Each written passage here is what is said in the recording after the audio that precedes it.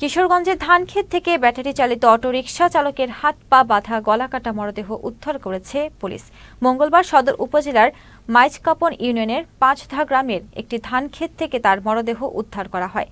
নিহত আলামিন তারাইল উপজেলার বেরামতলা গ্রামের কাঞ্চন মিয়ার ছেলে। নিহতের ভাই জানান, সোমবার দুপুরে ভাড়া করা মিশুক নিয়ে বাড়ি থেকে বের হয় আলামিন।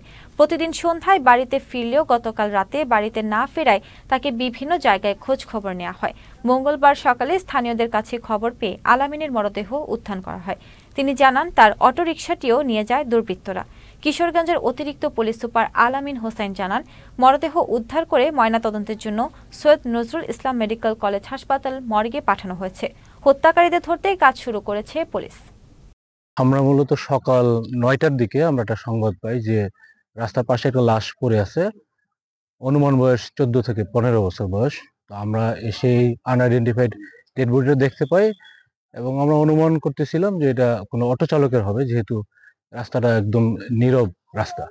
পরবর্তীতে লাশটি আইডেন্টিফাই হয়, তার পরিবারের লোকজন এসে চিনতে পারে তারাইল এলাকা থেকে সে কাল বিকেল থেকে নিখোঁজ ছিল, ভাড়া নিয়ে বের হয়েছিল। তো এখন আমরা দেখতেছি আসলে কিভাবে ঘটনা ঘটেছে, বিষয়টি তদন্তাধীন।